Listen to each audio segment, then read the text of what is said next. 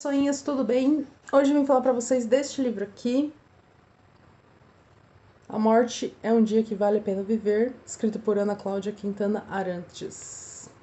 Li no celular, então não tenho ele físico para mostrar, tenho ele aqui no celular. O que eu tenho para falar desse livro?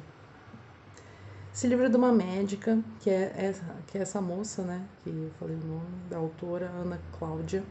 Ela que escreveu o livro, e ela, né, se forma em medicina, não sei o que, tá estudando, e vai para uma clínica de oncologia. Então, dentro da oncologia, né, tem de tudo. Tem todas as idades, tem tudo acontecendo, tem gente se recuperando e indo embora, tem gente morrendo, tem gente lá há anos, enfim, muita coisa acontecendo.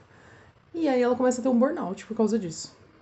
Porque é difícil ver as pessoas morrendo e, assim, era a família querendo que ela garantisse que tudo ia ficar bem e talvez não fosse ficar.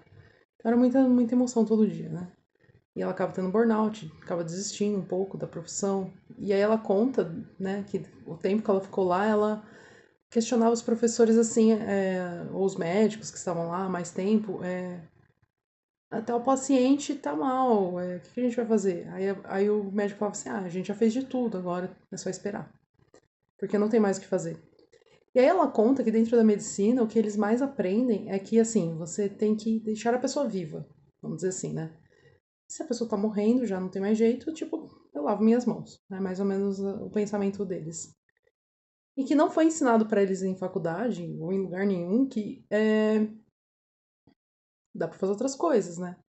E aí ela começa a falar de cuidados paliativos. O que são os cuidados paliativos? São os cuidados que, tudo bem, não tem mais o que fazer. Mas aí perguntar para esse paciente como seria uma morte mais digna para ele. É ficar no hospital, é ir para casa ficar com a família, enfim, tem N coisas, né? E então ela começa a. Ela volta, né, depois desse burnout, porque ela volta com esse intuito de pensar: não, tem coisas que não está no meu alcance, eu não posso interferir na morte. Então eu vou dar um fim decente para essa pessoa e para sua família, né? Dar uma despedida decente para essa família e para essa pessoa. Então ela começa a cuidar desse lado, assim.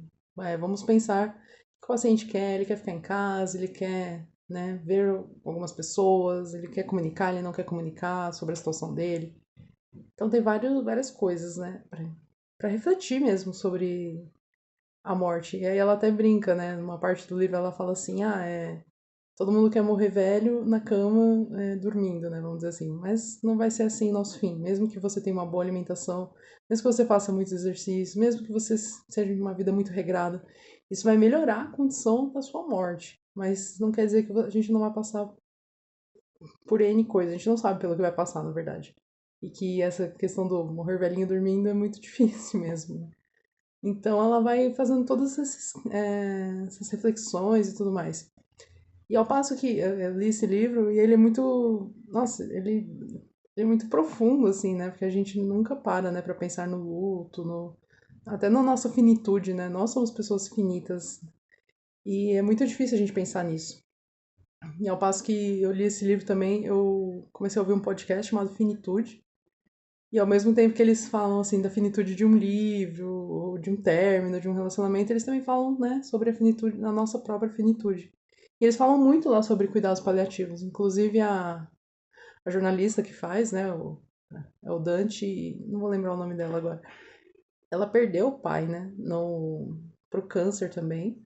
E fazer o Finitude, esse podcast, ajudou ela em várias reflexões sobre a vida, sobre a vida do pai dela. Enfim, ajudou ela a superar o luto, né? E no livro também ele fala muito sobre o luto, né? Que as pessoas não querem que a gente tenha mais o luto, que o luto tem que ser rápido.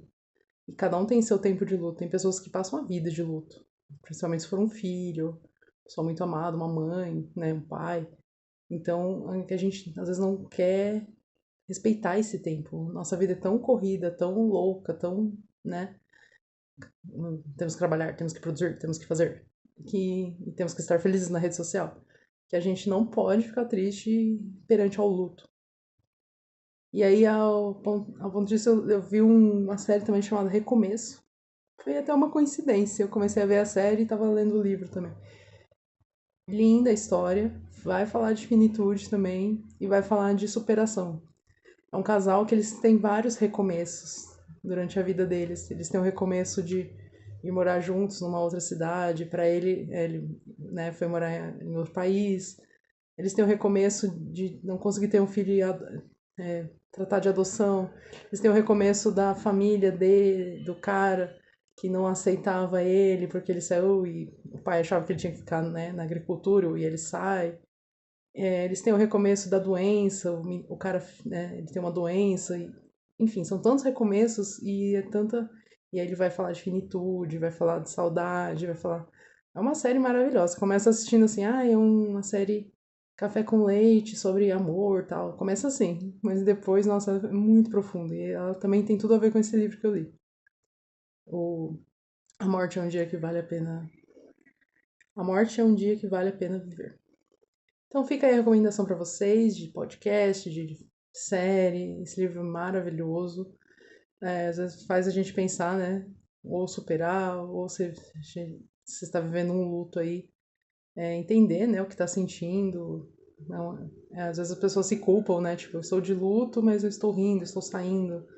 E tá tudo bem. A gente ri, a gente tem que voltar a viver, tem que voltar, né, a sorrir, tem que voltar à nossa vida. Mas como que é difícil, né? Às vezes a gente em luto, ou com uma pessoa acamada, alguma coisa assim, a gente passar por todas essas situações. Então fica aí a dica pra vocês. Espero que vocês gostem. Um grande beijo. Até mais.